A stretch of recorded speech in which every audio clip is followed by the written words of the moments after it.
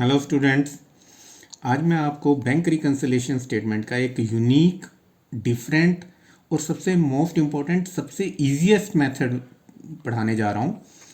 तो guys, video को शुरू से लेकर एंड तक देखिए, ठीक है। तो मैं स्टार्ट कर रहा हूँ। सबसे पहले हम एक रैंडमली कोई भी क्वेश्चन लेते हैं बैंक रिकन्सिलिएशन स्टेटमेंट का। देखो, हमारे पास, आपको पता है बैंक रिकन्सिलिएशन स्टेटमेंट हम क्यों बनाते हैं। क्या होता है, कई बार बैंक कैश बुक और पासबुक दोनों आपस में मैच नहीं करती, ठीक है, ड्यू टू डिफरेंट रीजंस। कोई भी रीज़न हो सकता है, जैसे हमें डिविडेंड मिला है हमारे शेयर्स पे, तो वो डिविडेंड हमें डायरेक्टली बैंक में डिपॉजिट हो गया, तो हमें नहीं पता, तो हमने कोई एंट्री नहीं की अपनी कैश बुक में, लेकिन पासबुक में बैंक ने डिविडेंड कलेक्ट किया, तो बैंक ने तो एंट्री कर दी, जिसके कारण दोनों अपने आपस में कैश बुक और पासबुक रिकनसाइल नहीं हुए।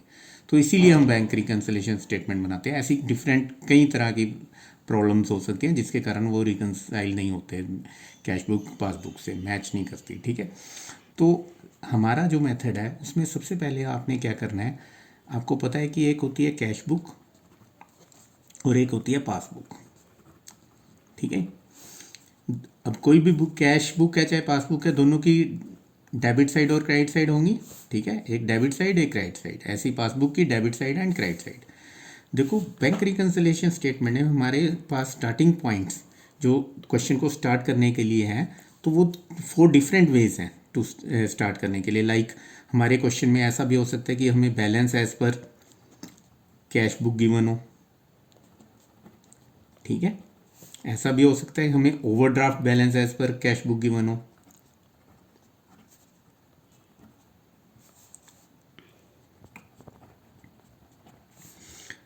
या फिर हमें balance as per passbook given हो, और otherwise overdraft balance as per passbook given होगा, ठीक है। ये हमें गिवन होगा बैलेंस एज पर पासबुक। इनमें से, इन चारों में से हमें कोई ना कोई, या तो balance as per cash book given होगा, या overdraft as per balance as per cash book given होगा, या बैलेंस एज पर पासबुक, और otherwise balance overdraft balance as per passbook given होगा। क्लियर। तो देखो, balance as per cash book, अगर balance as per cash book given है हमें, तो अंडरस्टूड है कि ये फेवरेबल बैलेंस है। देखो, कैश बुक की डेबिट साइड जो है फेवरेबल होती है और क्रेडिट साइड अनफेवरेबल होती है। ऐसे ही पासबुक में ऑपोजिट होता है, पासबुक में डेबिट साइड अनफेवरेबल होती है और क्रेडिट साइड फेवरेबल होती है। जैसे आपको पता होगा, अगर आप बैंक में पैसे डिपॉजिट कराते हो, तो बैंक वाले तुम्हें क्या करते हैं, क्रेडिट, कभी मैसेज पड़ा होगा आपने मदर या फादर के, बैंक से मैसेज आया कि आपका अकाउंट में 10,000 क्रेडिट हो गए, इट मीन्स उनमें डिपॉजिट हुए हैं उनके अकाउंट में 10,000, ठीक है। अगर डेबिट हुए हैं, इट मीन्स विड्रॉ किए हैं उन्होंने, ठीक है। क्लियर। तो दैट्स वाई पासबुक का जो क्रेडिट बैलेंस होता है वो फेवरेबल होता है और डेबिट बैलेंस अनफेवरेबल। ऐसे ही लेकिन कैश बुक हमने की है +1 में, कैश बुक वाला चैप्टर तो किया ही है इससे पहले, बैंक रिकन्सिलिएशन से पहले। तो उसमें डेबिट साइड फेवरेबल होती है, जब पैसा आता है तो हम डेबिट करते हैं और जाता है तो क्रेडिट करते हैं। क्लियर है ये सारी बातें, ठीक है जी। इसमें कोई डाउट है किसी को तो कमेंट में आप मुझसे पूछ सकते हैं, ठीक है जी। तो सबसे पहले मैं आपको बताता हूँ कि अगर हमें balance as per cash book given है तो ये फेवरेबल है बेटा। ये देखो, balance as per cash book है, it mean favourable balance as per cash book है। और फेवरेबल कौन सा होता है कैश बुक का? डेबिट। क्लियर। और अगर overdraft balance as per cash book given है, ओवरड्राफ्ट मतलब अनफेवरेबल, यानी कि हमने ज़्यादा विड्रॉ किए हुए हैं तो अनफेवरेबल है। अनफेवरेबल कौन सा होता है बेटा कैश बुक का? क्रेडिट। ऐसे ही अगर balance as per passbook given है, पासबुक का बैलेंस जो अगर फेवरेबल है तो कौन सा होएगा? क्रेडिट, ठीक है। तो फेवरेबल बैलेंस कौन सा होएगा? क्रेडिट, यहाँ क्रेडिट लिख देना। और अगर overdraft balance as per passbook question में गिवन है हमें, तो ओवरड्राफ्ट कौन सा है पासबुक का? पासबुक का ओवरड्राफ्ट मतलब अनफेवरेबल। अनफेवरेबल कौन सा होता है बेटा? डेबिट। अब याद रखना है बेटा, डेबिट का सिंबल होता है प्लस और क्रेडिट का सिंबल होता है माइनस। तो यहाँ क्रेडिट है तो माइनस, यहाँ डेबिट है तो प्लस।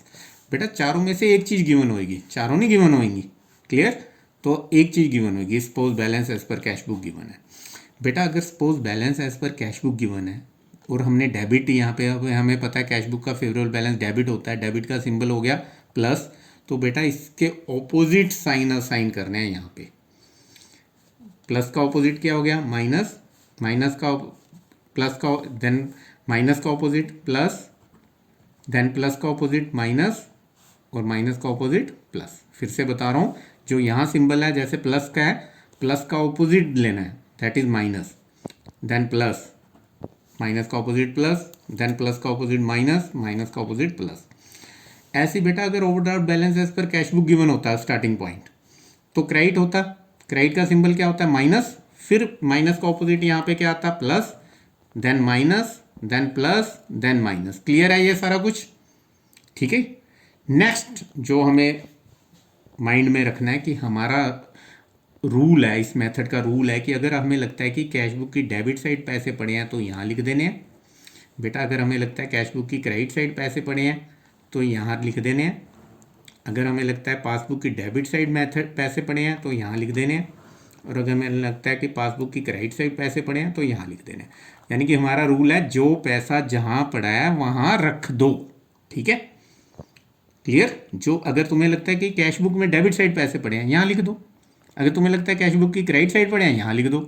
अगर लगता है पासबुक की डेबिट साइड पड़े हैं यहाँ लिख दो। अगर लगता है पासबुक की क्रेडिट साइड पड़े हैं तो यहाँ लिख दो। ठीक है बेटा, ये अगर आपको समझ आ गया है, उसके बाद कोई भी क्वेश्चन पूरी बुक में से तो आप सॉर्ट आउट कर सकते हो। क्लियर?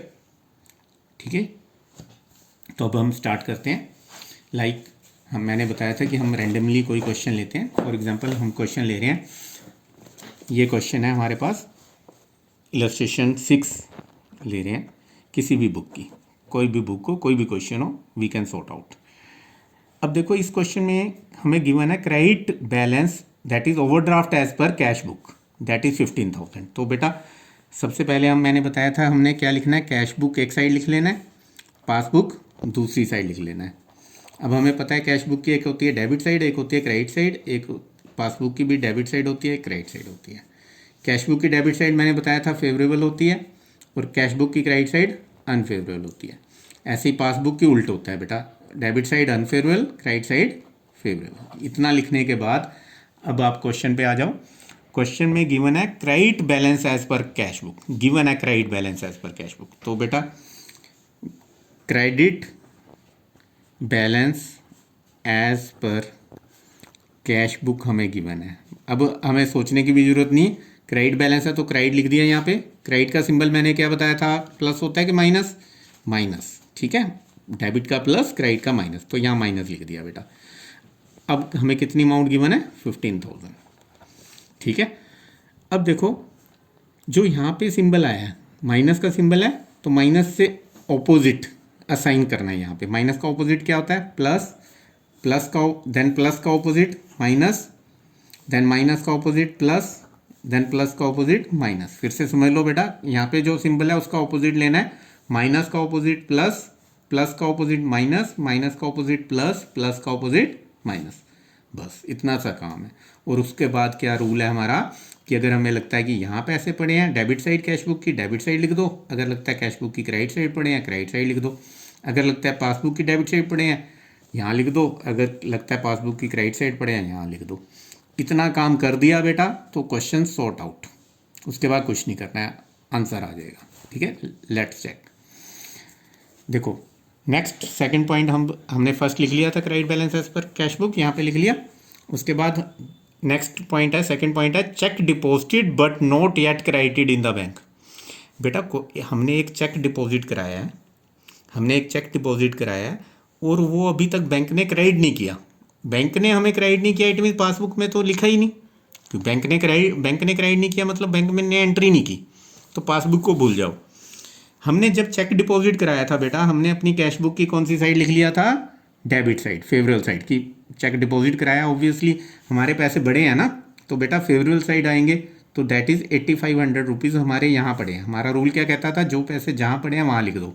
हमारे पैसे कहाँ पड़े हैं? कैश बुक की डेबिट साइड, क्योंकि उन्होंने कहा कि चेक डिपॉजिटेड, जब डिपॉजिट किया इट मीन्स हमने फेवरेबल साइड लिखा है।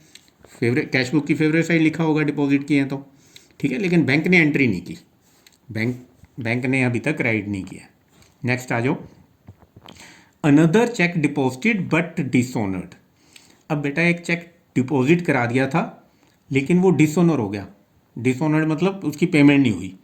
बट बेटा उसका हमें तो नहीं पता ना डिसऑनर हुआ है। हमने तो जब चेक डिपॉजिट किया था तो 1200 हमने कैश बुक की फेवरल साइड लिख दिया कि हमारे हमने चेक डिपॉजिट कर दिया। हमने तो सोचा हमारे पास पैसे आ गए, लेकिन बैंक ने अभी तक हमें क्रेडिट नहीं किया, क्योंकि डिपॉजिट कहाँ से करते हैं जब चेक डिसऑनर ही हो गया, मतलब कि उस बंदे के पास पेमेंट ही नहीं थी जिसने हमें चेक दिया था। ठीक है, तो वो चेक क्लियर ही नहीं हुआ, इसलिए हमारी पासबुक में एंट्री नहीं हुई कोई भी। लेकिन जिस दिन हमने चेक डिपॉजिट किया था तो हमने तो कैश बुक की फेवरल साइड लिख दिया था। तो हमारा रूल कहता है कि जो चीज़ जहाँ पड़ी है वहाँ लिख दो, तो हमने यहाँ लिख दिया। नेक्स्ट आ जाओ, next point, fourth point, check issued but not yet presented for payment. बेटा जब चेक हम इशू करते हैं, इशू मतलब हमने किसी को चेक इशू किया, दिया है, चेक इशू या ड्रान, ठीक है, ये दोनों से का मतलब होता है कि अनफेवरेबल। अब देखो चेक इशू किया हमने, किसी को चेक इशू किया but not yet presented for payment. बेटा जिसको चेक इशू किया था, जिस दिन हमने चेक इशू किया था, हमने तो अपनी कैश बुक की फेवरल साइड लिख दी है 6000। कैश बुक की अनफेवरल साइड की हमारे से निकल गए हैं पैसे, क्योंकि हमने चेक किसी को चेक दिया है कि जाओ मेरे अकाउंट में से पैसे निकाल लो, तो हमने तो अपनी कैश बुक की अनफेवरल साइड लिख दिया कि मेरे पैसे निकल गए होंगे। लेकिन उसने but not yet presented for payment, लेकिन उसने अभी तक यानी कि प्रेजेंट ही नहीं किया है पेमेंट के लिए, यानी कि हमारे बैंक से पैसे निकलवाए ही नहीं है उसने। जब निकलवाए नहीं है तो हमारे पासबुक में कोई एंट्री ही नहीं आई, तो एंट्री कहाँ लिख दी, कैश बुक की अनफेवरल साइड 6000। नेक्स्ट आ जाओ बेटा, fifth point, interest on overdraft note recorded in the cash book. बेटा फर्स्ट वर्ड, ये वर्ड पढ़ो, note recorded in cash book, मतलब कैश बुक में एंट्री नहीं हुई, कैश बुक को भूल जाओ। अब इंटरेस्ट ऑन ओवरड्राफ्ट है, जो हमने पैसे ज़्यादा ड्रॉ कर लिए थे बैंक से, उस पर बैंक ने हमसे इंटरेस्ट चार्ज किया है। तो इंटरेस्ट चार्ज किया है तो बैंक ने पासबुक में हमें अनफेवरल कर दिया कि हमारे अकाउंट में से पैसे डिडक्ट कर दिया। अनफेवरल करेंगे ना, बैंक ने हमने जो ओवरड्राफ्ट किया था उस पर बैंक ने हमसे इंटरेस्ट चार्ज किया है, लेकिन हमने कैश बुक में एंटर नहीं किया, तो कैश बुक में लिखा नहीं। हमारा रूल कहता है जो चीज़ जहाँ पड़ी है वहाँ रहने दो, कैश बुक में तो आई नहीं क्योंकि लिखा हुआ है not recorded in the cash book. लेकिन इंटरेस्ट ऑन ओवरड्राफ्ट, जब बैंक ने हमसे ओवरड्राफ्ट पे इंटरेस्ट चार्ज किया तो बैंक ने हमें क्या कर दिया, डेबिट, तो पैसे यहाँ पड़े रहे तो हमने यहाँ लिख दिए। एंड लास्ट पॉइंट है, सिक्स्थ पॉइंट बेटा, a cheque of ₹2420 received from a customer. एक चेक रिसीव किया हमने दिस अमाउंट का कस्टमर से, although entered in the cash book में तो एंटर कर दिया था, was not send to bank. बेटा जब हमने चेक रिसीव किया ना कस्टमर से, तो हमने तो अपने अकाउंट में पैसे लिख दिए कि हम जमा करा ही देंगे पैसे, ठीक है, हमने कैश बुक में एंट्री कर दी, लेकिन हम बैंक में जाके डिपॉजिट कराना ही भूल गए, तो पासबुक में कोई एंट्री नहीं आई, क्योंकि उन्होंने लिखा ना Aldous entered in the cash book, मतलब कैश बुक में पड़े रह गए। तो कैश, जब हम किसी से चेक लेते हैं कस्टमर से, तो हम अपनी फेवरल साइड लिखते हैं ना कि कस्टमर ने हमें चेक दिया है कि भाई पेमेंट निकाल लो मुझसे, तो हमने कैश बुक की फेवरल साइड लिख दिया। अब बस बेटा सारे पॉइंट्स हो गए, उसके बाद ये सम सॉर्ट आउट हो गया। हम चेक करते हैं, जैसे हमारा आंसर कितना है 21,900, तो हम मैच करते हैं कि हमारा आ चुका है आंसर। बेटा क्या करना है, इस अमाउंट में जितने भी हमने प्लस वाले सिंबल वाले के नीचे लिखे हुए हैं वो ऐड करने हैं, जैसे 8500, 1200, 2420 एंड 780, इसको ऐड करते हैं बेटा, 0 0 19 17 27,900 आ गया बेटा।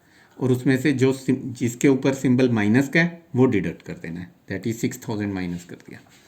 अब बेटा 27,900 में से 6000 माइनस कर दिए तो ये आ गया 21,900। This is the answer. बेटा चेक कर लो, 21,900 आंसर है, ये आ चुका है।